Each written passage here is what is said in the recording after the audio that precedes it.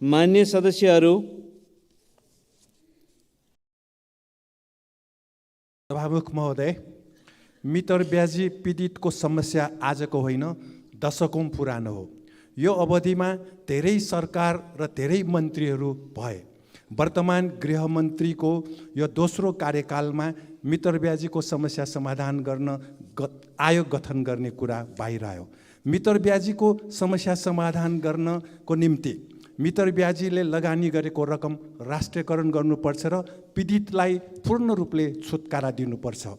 र साथसाथै सभामुख महोदय, दैनिक सुराकी खर्च गृहमन्त्रीले रु 50,000, सचिवले 25,000 बुझ्दै आएकोलाई हटाइएको समाचार बाहिर आयो र यसले मात्र देशको समस्या समाधान गर्दैन र यसको निम्ति सुराकी खर्च गृहमन्त्री भएका पहिलेकाले कति लिए, 5 लाखसम्म लिएको बाहिर आएको थियो। गृह सचिवले कति लिए, नाम नामेसी बाहिर ल्याउनु जरुरी छ। भ्रष्टाचार किन भयो यसबारे गृहमन्त्रीले प्रशासन र प्रहरीसँग बरोबर बैठक गरी समाधान गर्नु जरुरी छ। यसले मात्र गृहमन्त्रीको प्रभावकारिता देखि। सम्माननीय सभामुख महोदय, पछिल्लो समय हवाई क्षेत्रमा अत्यन्तै गम्भीर त्रुटिहरू देखिएका छन्। कुनै जहाजको पाङ्ग्रा खुस्किने, टायर भाडामा लिनुपर्ने, उडान नियमित नभएर यात्रुहरू अलपत्र पर्ने स्थिति बनेको छ।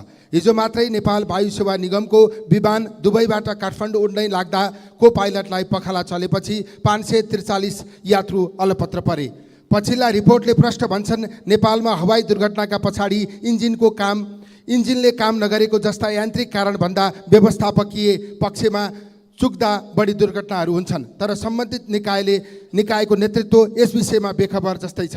सभामुख महोदय, हवाई सुरक्षाको विषयलाई प्रत्येक मुलुकले उच्च प्राथमिकतामा राखेका छन्, तर हाम्रोमा यस विषयलाई किन गम्भीरतापूर्वक लिँदैन? यसै त नेपालको हवाई क्षेत्र गम्भीर सुरक्षा चासोको सूचीबाट हटेको छैन। त्यसमाथि यति धेरै लापरवाही गर्दा भएको गरिमा पनि गुम्न पुग्छ।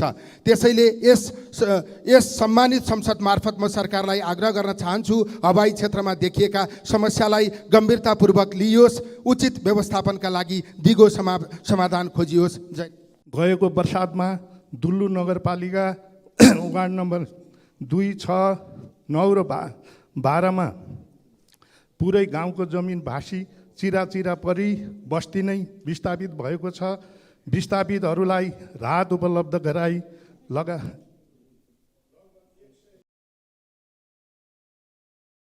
मान्य सदस्य श्री दिनेश कुमार यादव।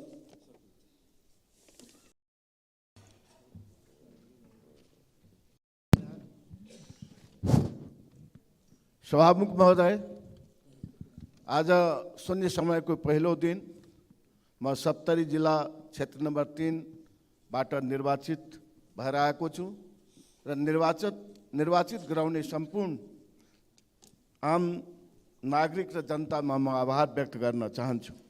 आज मेरो प्रसङ्ग नेपाल भारतको सन्धि सम्झौतामा कोशी पश्चिमी नहर निर्माण, मर्मत र सम्भार लगायतका कार्य भारत सरकारले गर्नुपर्ने उल्लेख रहेकोले सो नहरको बाटो वर्षौँदेखि जीर्ण अवस्थामा रहेको हुँदा यातायातको दृष्टिकोणले जनतालाई अत्यन्त कष्टकर जीवनयापन गर्नुपर्ने बाध्यता रहेको हुँदा सो नहरबाट यातायात चल्ने सडक निर्माणको लागि कूटनीतिक पहल सरकारले गरियोस्। सभामुख महोदय, सङ्घीय सरकारले ल्याएको भू उपयोग नियमावली 2079 हालसम्म स्थानीय तहहरूले कार्यान्वयन नगर्दा माननीय सदस्य श्री दीपक बहादुर सिंह। सम्मान्य सभामुखज्यू, आज विभिन्न ठुल्ठुला पार्टीहरूले मिसन एभरेस्ट, मिसन ग्रासरुट भनिकन अभियानको रूपमा अगाडि बढाएका छन् माउन्ट एभरेस्टमा झन्डा लहराउनको लागि। म सभामुखज्यूलाई यो भन्न चाहन्छु, मिसन महाकाली कहिले यी ठुला पार्टीहरूले सुरु गर्ने? किसानले मल पाइराखेको छैन, भएको अनुदान कट्टा गर्न थालिराखेको छ। के नेपालका किसानहरूलाई पनि खाडे मुलुक जा भन्न थालेको त सरकारले होइन? महाकालीको बेलामा काला पानी लिपुलेकको बारेमा आजसम्म पनि यो हाउसमा कसैले एक शब्द उठाउन सकिराखेको छैन। सभामुख महोदय, के डर लाग्छ? सत्ता जान्छ भन्ने उसले डरले चाहिँ केही बोल्न नसकेको हो कि सभामुख महोदय? त्यसकारण मिसन काला पानीको जरुरी छ, त्यसको आवाज जाओस् भन्ने सरकारसँग अनुरोध गर्छु। माननीय सदस्य श्री दिलेन्द्र प्रसाद बडु। सम्माननीय सभामुख महोदय, नवनियुक्त मन्त्रीमण्डलका सदस्यजीहरूलाई हार्दिक बधाई र सफल आन्दोलनरत मिटर ब्याज पीडितहरूको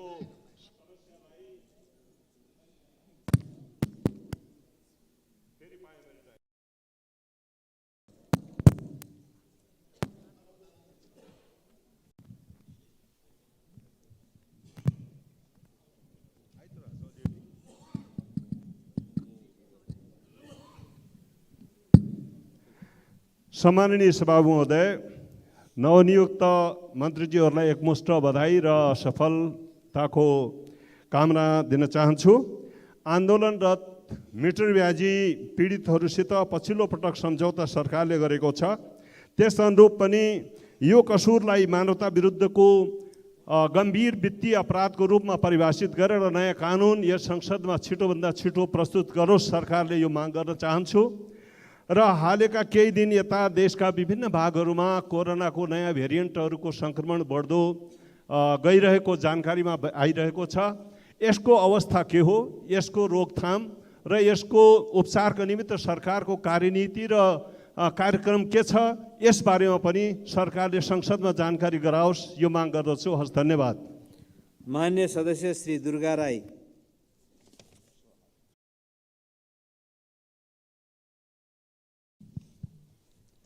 सम्माननीय सभामुखज्यू, प्राय मृत्युपछि दुई तरिकाबाट मृतकको अन्त्येष्टि गर्ने संस्कार पाइन्छ। त्यसमा किराँतीहरूको जमिनमा समाधि गर्ने गरिन्छ। उपत्यकामा बसोबास गर्ने किराँतीहरूले आफ्नो इतिहाससँग जोडिएको पशुपतिको मृगस्थलीमा समाधि गर्दै रहेकोमा 2055 सालमा समाधि गर्न नदिने भने 38वटा च्यानहरूलाई डोजर लगाएर भत्काइयो। त्यहाँ समाधि गर्न पाइयोस् भनी 4 किराँत जन्य सामाजिक संस्थाहरूले आन्दोलन गरे। 55 साल जेठ 21 गते प्रधानमन्त्रीलाई ज्ञापन पत्र दिए। त्यसको बोधार्थ सम्बन्धित मन्त्रालय र पार्टीहरूले बुझाए। त्यसको परिणामस्वरूप 55 साल साउन 7 गते 3 बुँदे समझदारी गरियो। त्यसमा श्री 5 को सरकारले 6 महिनाभित्रमा वैकल्पिक व्यवस्था गर्ने भन्ने थियो। आज 24 वर्षसम्म पनि कार्यान्वयन भएको छैन। त्यसैले सभामुख महोदय मार्फत सरकारको सोको कार्यान्वयन गर्न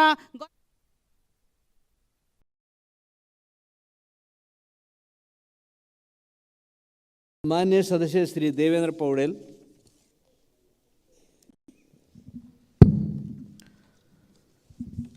सम्माननीय सभामुख महोदय, सरकारी ढिकुडीमा अहिले 2 खर्ब 21 अरब घाटा भएको भनिएको छ।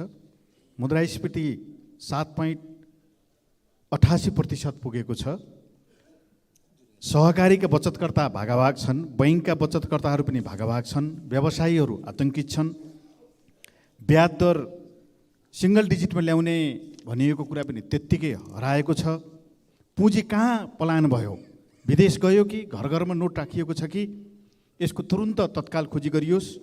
र चक्रवर्ती ब्याज मिटर ब्याजको मारमा घाटामा भएका नागरिकहरूलाई तत्काल राज्यको तर्फबाट तत्काल आर्थिक प्रणालीमा सुधार गर्ने गरी आशा विश्वास र भरोसा जगाउने गरी तत्काल साझा श्वेतपत्र जारी गरेर देशको अर्थ प्रणालीलाई सुधारिँदैछ भन्ने कुराको प्रत्याभूति नेपाल सरकारले गरोस्। म यही सम्माननीय सभामुख महोदय मार्फत भन्न चाहन्छु। धन्यवाद। माननीय सदस्य श्री धनराज गुरुङ।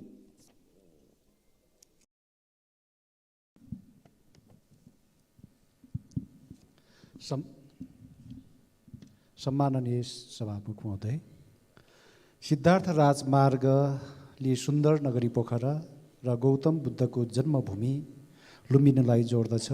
यस राजमार्गको दायाँ बायाँ अत्यन्तै महत्त्वपूर्ण ऐतिहासिक स्थलहरू पर्दछन्। विभिन्न दृष्टिकोणबाट सिद्धार्थ राजमार्ग अत्यन्तै महत्त्वपूर्ण रहेको कुरा सर्वविदितै छ। तसर्थ यस राजमार्गलाई स्थल उन्नति गर्दै 4 लेन वा डेडिकेटेड डबल लेनको रूपमा विस्तार गर्नै पर्दछ। तर डेडिकेटेड डबल लेन बनाउने कुरा वर्षौँदेखि चलिआएको छ तापनि हुन सक्यो, सुरुवात समेत हुन नसकेको कारणले गर्दाखेरि यस राजमार्गलाई स्थल उन्नति गर्दै डेडिकेटेड डबल लेन गर्नका लागि आगामी वर्षदेखि नै सुरुवात गरोस् भनेर सरकारको ध्यान आकर्षण गराउन चाहन्छु। धन्यवाद। मान्य सदस्य श्री ध्रुव बहादुर प्रधान।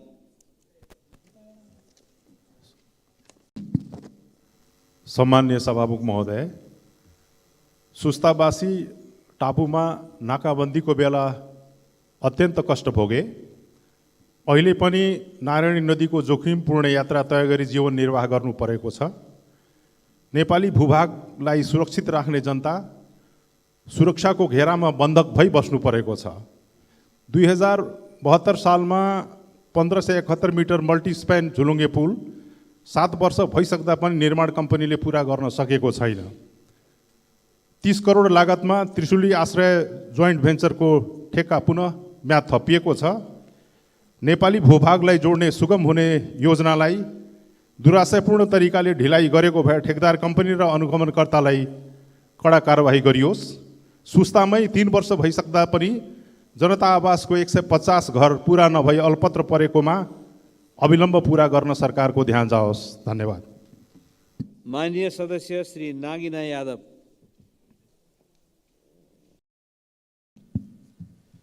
सम्माननीय सभामुख महोदय, राष्ट्रिय जनगणना 2078 अनुसार नेपालको जनसङ्ख्या 2,51,64,578 रहेको छ।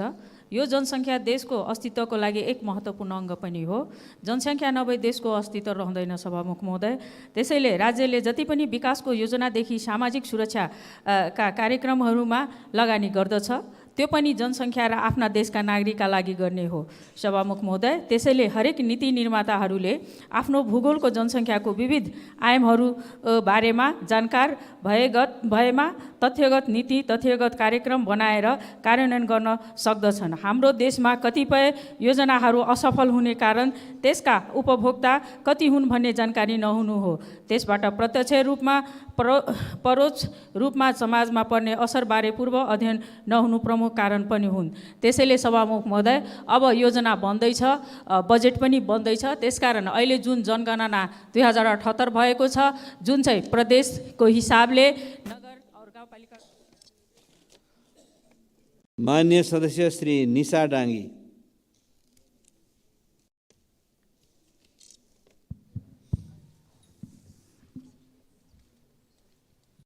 सभामुख महोदय, आर्थिक वर्ष 2078 र 79 88,000 केजी बराबरको टुथपिक र करिब 26 लाख केजी बराबरको टोइलेट पेपर भित्रिएको छ। टुथपिक र टोइलेट पेपरमा करिब 41 करोड बराबरको खर्च बाहिरिएको छ। यी उदाहरण हुन् टुथपेस्टदेखि स्याम्पूसम्म, मोबाइलदेखि कारसम्म, हुँदाहुँदा चामलसम्म आयात। आन्तरिक उत्पादन बढाउन राज्यले के कस्तो नीति बनाएका छन्, ती कुराहरू अङ्कमा देखिने गरी किन लागू भएनन्? समीक्षा गरी आंशिक सुधार हुने गरी नीति ल्याउन छलफल चलाउन सभामुख मार्फत सरकारको ध्यान आकर्षण गराउन चाहन्छु। त्यस्तै म सदनमा बसिरहेको कुर्सी कुन देशबाट आयात भएको हो कि नेपालमा नै बनेको हो? कुर्सीका लागि जुन झगडा हुने गरेको छ प्रधानमन्त्री सभामुखको कुर्सी, त्यो कुन देशबाट आयात भएको हो? सभामुख महोदय, सिंहदरबार, बालुवाटार, शीतल निवास र यो सदनको क्षेत्रलाई आत्मनिर्भर घोषणा गरौँ। यहाँ प्रयोग हुने कुर्सीदेखि माइकसम्म, कलमदेखि कापीसम्म सबै नेपाली प्रयोग गर्नका लागि सभामुख मार्फत सरकारको ध्यान आकर्षण गराउन चाहन्छु। धन्यवाद। माननीय सदस्य श्री नयनकला थापा।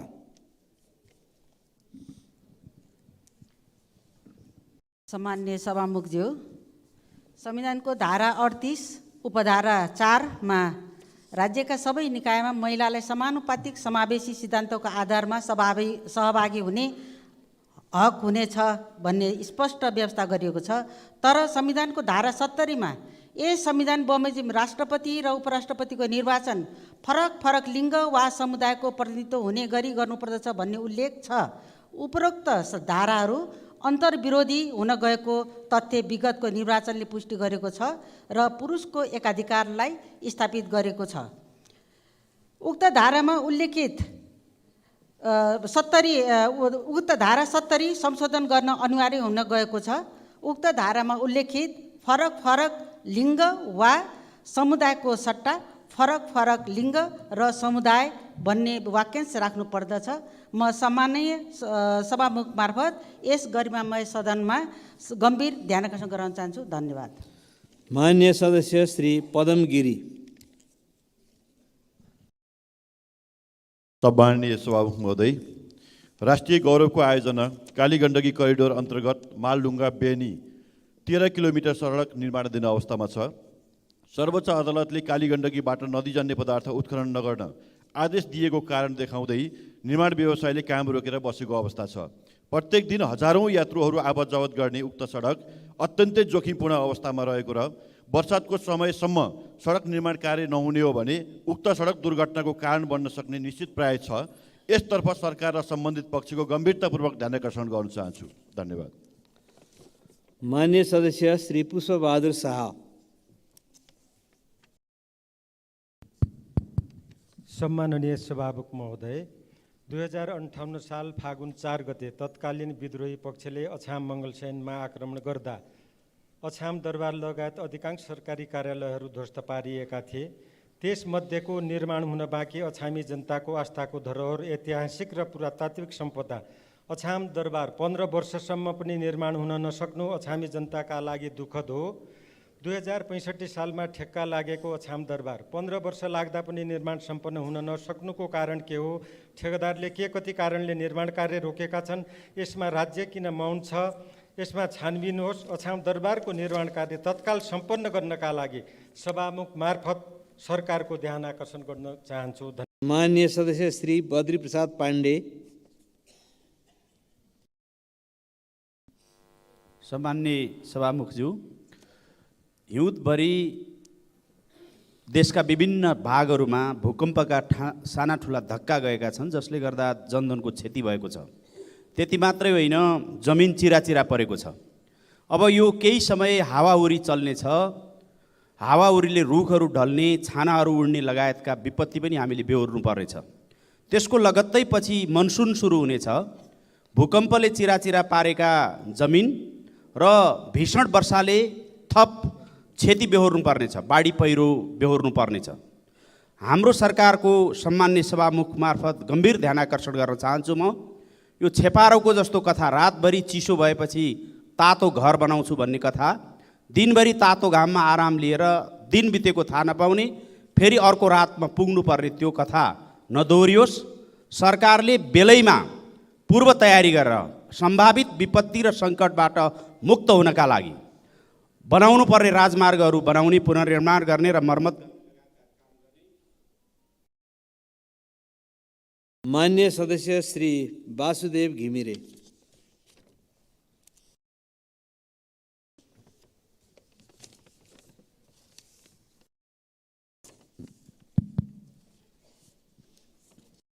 सम्माननीय सभामुख महोदय, हाल विभिन्न पालिकाहरूमा भूमिहीन तथा अव्यवस्थित बसोबासीहरूलाई जग्गादानी प्रमाण पूर्जा वितरण गर्ने कार्य सुरु भएको छ।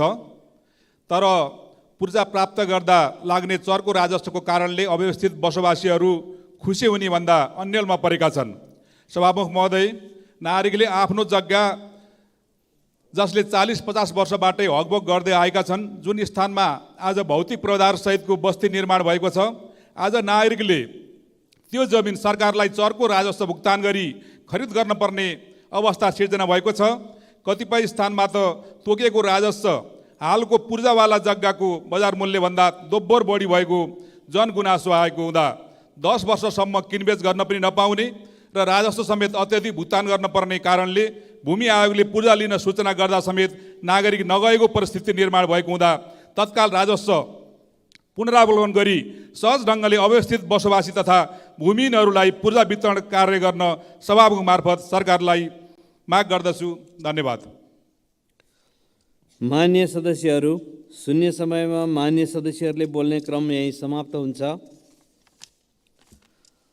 मान्य सदस्यहरू, अब म मान्य सदस्यहरू, राष्ट्रपतिको कार्यालयबाट पत्र प्राप्त भएको छ, सोको बेहोरा म पढेर सुनाउँछु।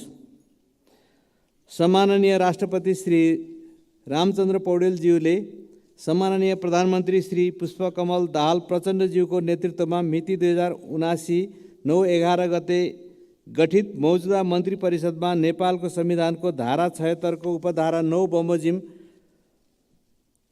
सम्माननीय प्रधानमन्त्रीज्यूको सिफारिसमा मिति 2079 12 17 गते देहाय बमोजिमको मन्त्री परिषद गठन गरी नियुक्ति, हेरफेर र कार्यविभाजन समेत गर्नुभएको बेहोरा अनुरोध गर्दछु। 1. श्री पुष्पकमल दाहाल प्रचण्ड, कानुन, न्याय तथा संसदीय मामिला, परराष्ट्र, युवा तथा खेलकुद, वन तथा वातावरण र स्वास्थ्य तथा जनसङ्ख्या, खानेपानी। 2. पूर्णबहादुर खड्का, उपप्रधानमन्त्री रक्षा। 3. नारायण काजी श्रेष्ठ, उपप्रधानमन्त्री गृह। डाक्टर बेदुराम भुषाल, मन्त्री कृषि तथा पशुपक्षी विकास।